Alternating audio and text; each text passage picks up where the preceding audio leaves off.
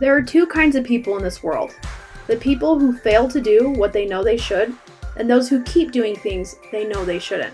Guess what? You're both. Hi, I'm your host, life and business coach, Marcy Barker, aka your loving kick in the pants. In this podcast, I'll teach you the 6 steps of my accountability code that will help you wake up with clarity and show up with aligned action steps that make follow through easy and peaceful. All right, let's jump in. Hello, my beautiful people. Today in the podcast, I want to talk about simplifying to amplifying. And this is kind of a piggyback on one of the last episodes about sustainable practices for being accountable to new habits. And when I talk about simplify to amplify, that means like, what do you need to take out of your life to make things easier? Because it's like the metaphor, the saying, like spinning all these plates. There's no way to keep them all spinning. So if you subtract how many plates you got to spin, it's a lot easier to keep the most important ones spinning. So in this episode, as we talk, I want you to think about what are some things in your business or your life that are kind of just keeping you busy that aren't really producing the results that you want. So we're going to talk about embracing automation and using technology. We're also going to talk about prioritizing and delegating tasks. And we're also going to talk about using feedback and reviewing your processes to continue to simplify in order to amplify. So the reason why this is important is because I feel like, there's the hustle culture, like people call it, that a lot of times we feel like we have to be doing everything. We have to have an email list. We have to do social media. We have to have a program. We have to have lead generation. We have to have marketing. We have to have a Facebook group, like all of these different things. And while every single one of those aspects is important to a growing business, it doesn't mean that you have to tackle all of them at once. And I know that it can become very overwhelming because my client call last week was like, okay, I have all these things I want to talk to you about. And she listed off like 10 things. And I was like, okay, we can tackle these, but first let's figure out which ones are most important, because when you do the most important thing, the other tasks become easier or they become completely irrelevant. Stuff doesn't even need to happen because you solved the solution in the right way previously. So with this podcast, just first of all, take a deep breath and allow yourself to release on purpose things that aren't serving you. So let's dive into the first one, which is embracing automation. And this one is kind of real close to my heart because my husband is a computer programmer. And when I started my business in 2015, I've probably told you the story on the podcast before, but in short, when I became a personal trainer and was starting my business online, I knew that I had to keep people accountable. I knew that if I was going to embark on this journey of helping people with their health, that it didn't matter what they knew, but it mattered what they actually did. So embracing automation, I asked Aubrey to help me create a Google Doc. Aubrey's my husband, to keep my clients accountable. And he's like, Google Docs? He's like, that's garbage. And obviously Google Docs isn't garbage, but Aubrey in his genius mind knew that there was a better way to automate accountability. So he built me a program, which, as some of you know, is called Member Pages, and it's an automation CRM platform that helps business owners scale. So automation is real close to my heart because I also really, really, really dislike repeating myself, which is kind of funny because there are some things that I could talk about all day long and repeat myself over and over and over again, like the accountability code. But things I don't like repeating are the rules of my Facebook group, or what's the difference between natural sugar and added sugar. Like, I was answering these same questions over and over in my business that I was like, there's got to be a way to put this information into a process that the website can do the work, the accountability tracking quiz can do the work, the moderators can do the work. Like, there's a lot of different ways that you can automate parts of your business so that you can simplify your life. So when we talk about embracing automation, I want you to first think about, like, what is one or two things that you continuously do over and over and over again? And is there a way to automate it? One example is I had a client who created a program, and I asked her, okay, how do people pay you? How are you delivering the program? And she said, well, people pay me over Venmo, and then I take their email address and then I send them an email, and I have all the information in a Word document and I send it over. And I'm like, that sounds like such a pain. And do you really want 100 clients if you have to do that process 100 times? Like, sure, you can copy and paste a Word document, but what if you had everything in an email that was triggered by a system, that was triggered by a checkout code, that was triggered by somebody easily signing up at the click of a button? Like, everything is automated and it can go. So embracing automation, I want you to know the possibilities are endless, but you must start with the things that you are already repeating. There's no reason to go and create something just to automate it. Figure out in your business, what are those things that you can automate? Another example too is in my program, when I would use accountability, there were lots of times where some people in their accountability tracking quiz would write me a novel. They wanted to tell me about their whole entire day, which was fine. And then there were other people who did not need me at all. They never left me feedback. They just tracked their progress and called it good. And when I would go through my accountability tracking quizzes, I wanted to let people know that I was there on the other side. So one thing that I automated was canned responses. I told Aubrey it'd be nice if I had a way to select from 5 different responses which one's most appropriate and just click a button and have it sent. And he's like, okay. And of course he programmed it, and that was just another thing that we automated. So over the course of, it was 2018 when he created the new platform for me. So it's been, almost 6 years, and we've just automated every single piece. And it's been piece by piece, I created a landing page and I said, hey, can you add a clone button right here so that I don't have to repeat all of this work again? And he's like, okay, it's done. So side note, yes, there are perks to being married to a computer programmer, but you can totally have access to them too. So if you're interested in that platform member pages, just totally shoot me a message. So think about in your business, what are those things that you're doing over and over and over again? And think about how nice it would be if you didn't have to worry about that anymore and it just worked. Hey listeners, the message of waking up and showing up is yours for the taking. In fact, it's free.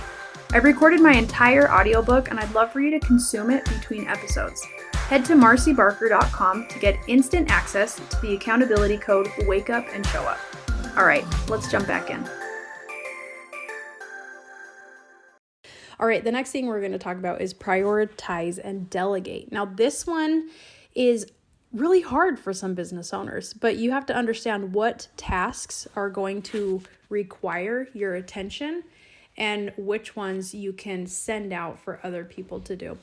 And this one I've actually enjoyed as I've practiced, but again, it can be pretty hard for new business owners to let go of things. But you know what? Here's a little secret. If you have something automated, you can easily hand over a few simple tasks to somebody and you say, hey, here's the system, here's how it works, here's this 1 or 2 pieces that I need you to take care of. So I'll share with you another example. So in Lady Bosses, we have masterminds, and a year ago, we used to do 1 mastermind a month. And as it grew and grew, people wanted more options for locations. And so we started plugging in more options as more people wanted to host. Now, this is crazy, but fast forward to today, we have over 25 mastermind events happening in the next 3 months. And that's just insane to think about compared to a year ago. And I'm so grateful. I'm so grateful that this community is growing and that is a resource for so many different lady bosses within the group. Anyway, I was getting really busy coordinating who wanted to host, what topic they wanted to talk about, where they could meet up, if they were qualified as in experienced to teach on a certain subject. And there were just a lot of things. So I automated some things like, here's the form, here's the prerequisites, here's the information that you need. And I got to a place where I had put so many automations in order that I got to a point where I could hire somebody and say, hey, who wants to be the mastermind coordinator? Essentially, I need you to communicate with these hosts and plug all the information into these different pieces of automation. And it's been really, really beautiful, because I think just looking back and seeing the growth that's happened, not just for me in my own personal life and business, but for the community that is benefiting from so much organization, I understand that it can only grow if I continue to prioritize and delegate. So in your own business, I encourage you to see what some of those things are. So understand what tasks require your attention and what can be handed out. And one thing that I'm constantly working on is empowering the people I work with to lead more efficiently and trust them in their efforts, because obviously if I could do everything on my own, I would, and I could to some degree, but then it wouldn't really be a community if I was doing everything myself. So again, consider in your own business, what is something that you could automate a little bit of and then hand over to somebody else to take care of. So that is a fantastic tip that if you need help with that at all, I'm more than happy to help you through that. Actually, I did work through that with a client recently, and it was just a really awesome conversation to get some clarity around who to hire and what questions to ask, and consider how much you'd be willing to pay for that thing. Prioritizing and delegating is definitely a factor in successful businesses.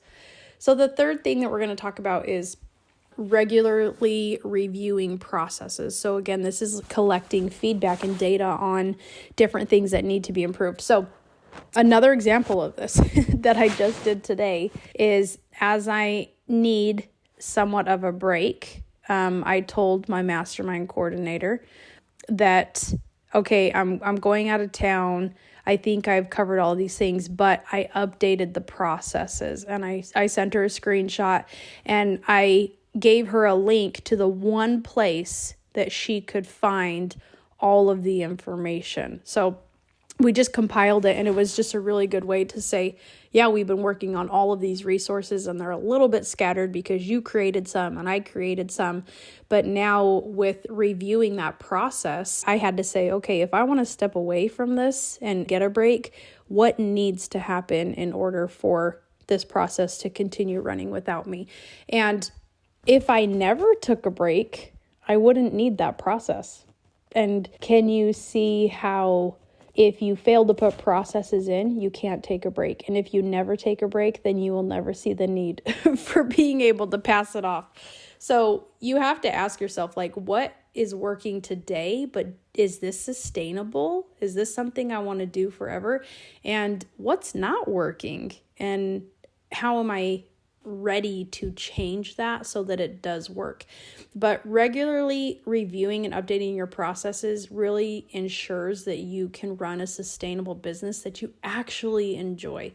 So as you are simplifying to amplify, I know that sometimes it can feel a little bit overwhelming, but I encourage you to use the accountability code. If you have not yet, grab my audiobook and take your challenge or your goal through the accountability code, and I can promise you, you will simplify, because the accountability code has no room to put everything on the table. The accountability code is meant to help you strip away expectations that aren't yours, and it is designed to bring you clarity so your next action steps become something that you are so converted to doing. So with this information, I hope more than anything, you value yourself and you see your worth and you see just how important it is for you to simplify your life so that you can really nurture the piece of you that is the most important. So if there's anything I can do to help you through that, I would love to. And I can tell you from experience that simplifying brings a level of peace that can never be accomplished if you keep your life in chaos or cluttered with tasks and burdens and just a lot of unfulfilled goals. So anyway, I am so glad that you're here listening to this podcast about accountability, because the world needs more people who do what they say they're going to do. And the world needs more people who are honest with themselves about improving their own situation in order to make a bigger impact. So give yourself a pat on the back, and I will give you your loving kick in the pants. Hey friends, I want to thank you for listening to this episode of Your Loving Kick in the Pants.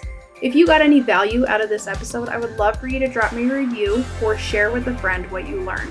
All right, I'll see you next Wednesday for Your Loving Kick in the Pants.